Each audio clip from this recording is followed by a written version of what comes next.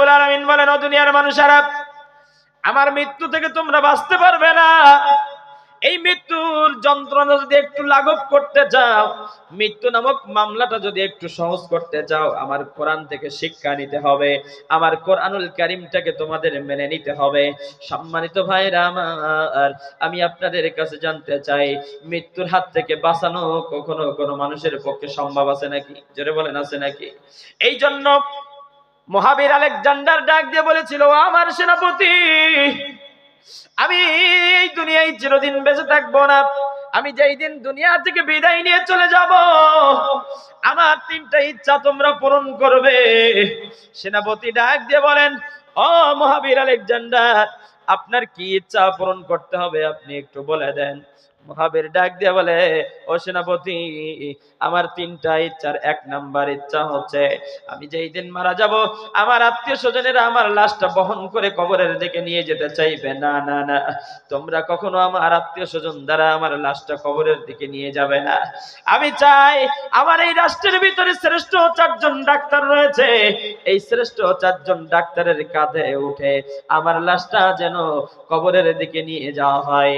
এবার আমার 2 নাম্বার ইচ্ছা হচ্ছে, ও সেনাপতি, আমি যেই দিন মারা যাব, আমার লাশটা কাঁধে করে যখন ডাক্তাররা নিয়ে যাবে, আমার যত অর্থ সম্পদ আমি রোজগার করেছি, কামাই করেছি, আমার এই অর্থ সম্পদ গুলো তোমরা ছড়াতে ছড়াতে যাবে। এবার আমার 3 নাম্বার ইচ্ছা, আমাকে যখন কবরের দিকে নিয়ে যাওয়া হবে, খবরদার খবরদার, আমার কাপড়ের ভিতর থেকে 2টা হাত বের করে তোমরা মাটি আমার ঝুলাইয়া দিবে, মানুষেরা যেন আমার এই খালি 2টা হাত দেখতে পায়।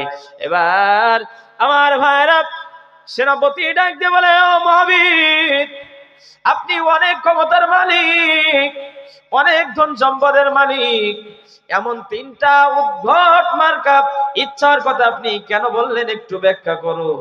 মহাবীর আলেকজান্ডার ডাক দিয়া বলে, ও আমার সেনাপতি, আমি এই 3টা ইচ্ছার কথা বলেছি, তার মানে এই 3টা ইচ্ছার মাধ্যম দিয়ে আমি গোটা পৃথিবীর মানুষদেরকে 3টা শিক্ষা দিতে চাই।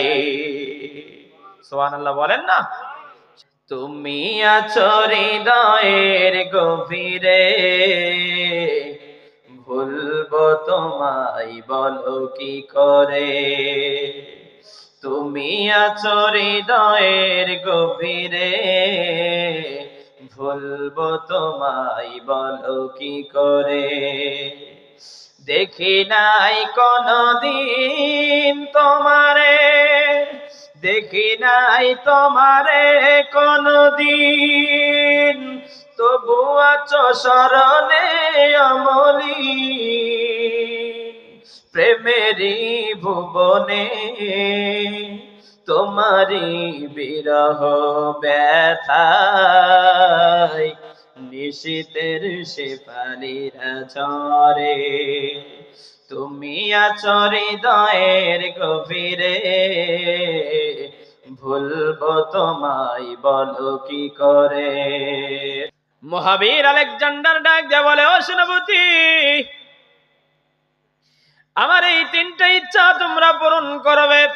সেনাপতি ডাক দিয়ে বলেন, ও মহাবীর, আপনি এই 3টা ইচ্ছার মাধ্যম দিয়ে কি কি শিক্ষা মানুষদেরকে দিতে চান বলুন। মহাবীর ডাক দিয়ে বলে, ও সেনাপতি, আমি 1 নম্বরে যে শিক্ষা দিতে চাই, আমি বলেছি আমি মারা যাওয়ার পরে যেন ডাক্তাররা আমার লাশটা কাঁধে করে বহন করে কবরের দিকে নিয়ে যায়। আমি কেন বলেছি তোমরা জানো? মানুষ যখন রোগে পড়ে শোকে পড়ে ডাক্তারের কাছে যায়, একটু ভালো হওয়ার জন্য যায়, কিন্তু ডাক্তার তো কখনো মানুষদেরকে ভালো করতে পারে না। কথা বলেন, পারে নাকি? অনেক মানুষ আছে, অনেক বড় রোগ হয়েছে, ডাক্তারের কাছে গিয়েছে, ডাক্তারের কাছে গিয়েছে, 1টা 2টা করে ডাক্তার পাল্টাতে পাল্টাতে দেখা যায় কোনদিন তার রোগ সারে না। আছে না নাই? বলেন তো, রোগ সারার মালিক কে?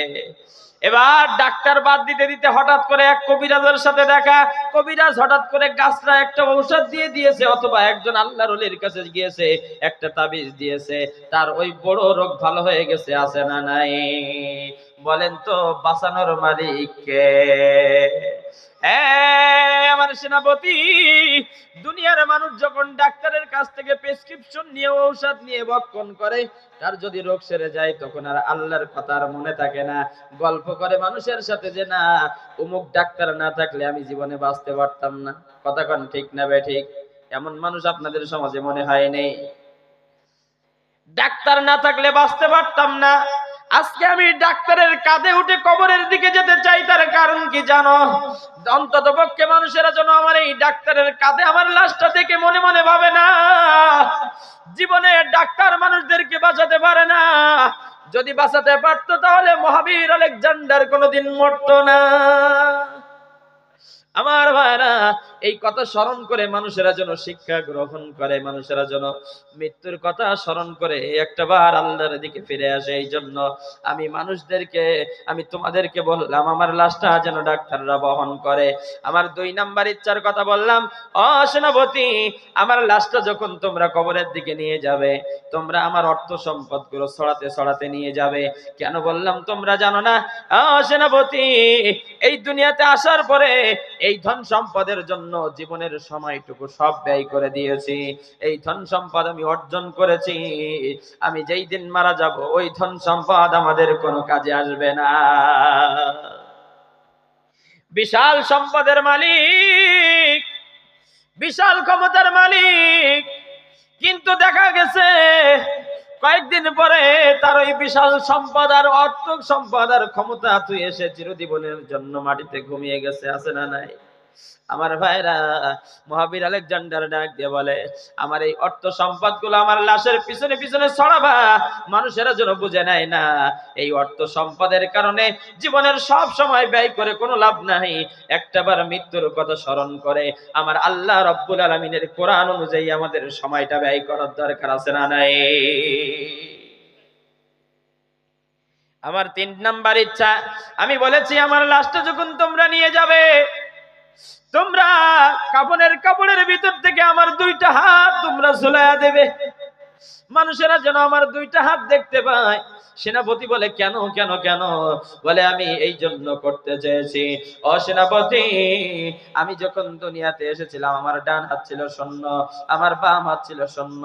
এই দুনিয়াতে আসার পরে ডান হাতে আমার বিশাল ক্ষমতা, বাম হাতে আমার বিশাল অর্থ সম্পদ। আমি দুনিয়া থেকে যেই দিন বিদায় নেব, সেই দিন আমার এই ক্ষমতা আমার কোনো কাজে আসবে না, আমার এই অর্থ সম্পদ কোনো কাজে আসবে না। আমার খালি হাত দেখে যেন মানুষেরা শিক্ষা নেয়, না না না, এই জীবনে যা কিছু করব সবকিছু বৃথা। এসেছি যেমন দুনিয়াতে খালি হাতে, আবার দুনিয়া থেকে বিদায় নিতে হবে খালি হাতে। এইটা বোঝানোর জন্য আমি বলেছি আমার কাফনের কাপড় থেকে তোমরা হাত 2টা ঝোলায়া দেবে। আমার মরণ আসিবে কখন কেউ তো জানে না, আমার মরণ আসিবে কখন কেউ তো জানে না। আমি চলে যাব, আমি চলে যাব দুনিয়া থেকে, সঙ্গী হবে না। আমার মরণ আসিবে কখন কেউ তো জানে না। ঠিক কিনা বলেন? আল্লাহ রাব্বুল আলামিন বলে, ও দুনিয়ার মানুষেরা, আমি তোমাদের জন্য 5টা মামলা নির্ধারণ করেছি। 1 নাম্বার মৃত্যু, 2 নাম্বার যে মামলা নির্ধারণ করেছি সেটার নাম হচ্ছে কবর। কবর এমন একটা মামলা যেখান থেকে কেউ কোনোদিন নিস্তার পাবে না। আমার ভাইরা, আমি যেই দিন মারা যাব আমার স্ত্রী আমাকে কবরে শোয়ানোর জন্য ব্যস্ত হয়ে যাবে। আমার অর্থ সম্পদ আছে, 4 তলা 5 তলা বাড়ি রয়েছে, আমার বিশাল বিশাল ফ্ল্যাট রয়েছে। আমি যেই দিন মারা যাব আমার স্ত্রী 1 সেকেন্ডের জন্য ওই ফ্ল্যাটের উপরে আমাকে আর শুতে দেবে না। আমার কলিজার টুকরা সন্তান, যার জন্য আমি জীবনের সময় ব্যয় করে দিয়েছি, ওই কলিজার টুকরা সন্তান ইমাম সাহেবকে ডেকে নিয়ে আসবে, হুজুরকে ডেকে নিয়ে এসে বলবে, হুজুর আমার আব্বা মারা গেছে, আপনি তাড়াতাড়ি করে আপনি জানাজাটা পড়ায় দাফন করে দেন। আমার ভাইরা বলবে কি বলবে না? ও দুনিয়ার মানুষেরা, আল্লাহ বলে কবর এমন একটা মামলা যেখানে থেকে কোনোদিন তুমি নিস্তার পাবে না, তোমার যাওয়াই লাগবে। ও দুনিয়ার মুসলমানেরা, এই জন্য কবরের কথা একটাবার চিন্তা আমাদের করতে হবে। কবর প্রতিদিন মানুষদেরকে ডেকে ডেকে বলে, ও দুনিয়ার মানুষেরা, আমি কবর কেমন জায়গা তোমরা জানো? আমি কবর হচ্ছে অত্যন্ত ভয়ঙ্কর একটা জায়গা, যেই জায়গা দিয়ে তোমরা রাতের আধারে একা একা চলতে পারো না, যেই জায়গা দিয়ে তোমরা রাতের আধারে একা একা চলতে পারো না, মৃত্যুবরণ যেই দিন তোমাদের হবে সেই কবরেই তোমাদেরকে রাখা হবে। তোমরা জানো না কবরটা কেমন? কবর হচ্ছে একাকির জায়গা। সঙ্গে তোমার দুনিয়াতে অনেকেই আছে, তোমার স্ত্রী আছে, পুত্র আছে, তোমার বাবা মা আছে, আত্মীয় স্বজন আছে, কিন্তু যেদিন মারা যাবা তোমার কবরে তোমার সঙ্গী আর কেউ হবে না। তোমার কবরটা অন্ধকার হবে। ও দুনিয়ার মানুষ, তোমার কবরের ভিতরে পোকামাকড় সাপ বিচ্ছু দিয়ে ভর্তি থাকবে। সুতরাং কবরে যদি তোমরা আসতে চাও অবশ্যই ভালো আমল নিয়ে এসো, ভালো আমল নিয়ে এসো, তা না হলে কিন্তু কবরে তোমাদের ভয়ঙ্কর অবস্থা হবে। আল্লাহর নবী বলেন, ও দুনিয়ার মানুষেরা, তোমাদের জন্য কবর কারো জন্য হবে জান্নাতের বাগিচা, আর কারো জন্য হবে জাহান্নামের গর্ত। যে ব্যক্তি এই দুনিয়ার জমিনে ভালো কাজ করবে, কোরআন থেকে শিক্ষা নিবে, তাদের জন্য আল্লাহ কবরটা জান্নাতের বাগিচা বানায় দিবে। সুবহানাল্লাহ বলেন। আর যারা এই দুনিয়ায় আল্লাহর নাফরমানি করবে, কোরআন অনুযায়ী করবে, চলবে না, শয়তানের পদঙ্ক অনুসরণ করবে, আল্লাহর নবী বিশ্ব নবী বলেন কবরটা তাদের জন্য জাহান্নামের গর্তে পরিণত হয়ে যাবে। এই জন্য আমার ভাইরা, কবরের পাশ দিয়ে যখন আল্লাহর নবীর সাহাবী হযরত উসমান রাদিয়াল্লাহু তাআলা আনহু যেতেন, তখন তিনি চোখের পানি ছেড়ে ভেউ ভেউ করে কাঁদতেন। তার সঙ্গী সাথীরা জিজ্ঞেস করে, ও উসমান, আল্লাহ তোমাকে জান্নাতের সার্টিফিকেট দিয়েছে, তুমি রাসূলের ডবল জামাই হয়েছো।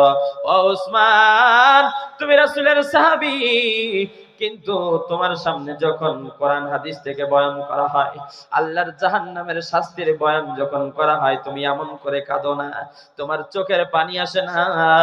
আল্লাহর আযাব গজবের কথা যখন বলা হয়, তোমার চোখে এমন করে পানি আসে না, তুমি কাঁদো না। হে উসমান, কবরের পাশ দিয়ে যাওয়ার সময় তুমি এমন করে চোখের পানি ফেলে ফেলে ভেউ ভেউ করে কাঁদো, কারণটা কি বলো? উসমান ডাক দিয়ে বলে, ও আমার সঙ্গী সাথীরা, আমি কবরের পাশ দিয়ে যাওয়ার সময় কাঁদি কেন তোমরা জানোনি? কবর হচ্ছে আখিরাতের প্রথম নাম্বার মঞ্জিল। যে ব্যক্তি এই কবর থেকে একটাবার ছাড়া পেয়ে যাবে, আল্লাহর প্রত্যেকটা মঞ্জিল গুলো সে ছাড়া পেতে পেতে আল্লাহর জান্নাতে পৌঁছে যাবে। আর যে ব্যক্তি কবরের ভিতরে একটাবার ধরা খেয়ে যাবে, সে প্রত্যেকটা মঞ্জিলে ধরা খেতে খেতে আল্লাহর জাহান্নামে নিপতিত হবে। আমি টেনশনে আছি, আমি ভাবছি না জানি আমার কবরটা কেমন হবে, আমার কবরে আমি কি গ্রেফতার হব নাকি আমার কবরের ভিতরে আল্লাহ জান্নাতের বাগিচা করবে, এটা তো আমার জানা নাই।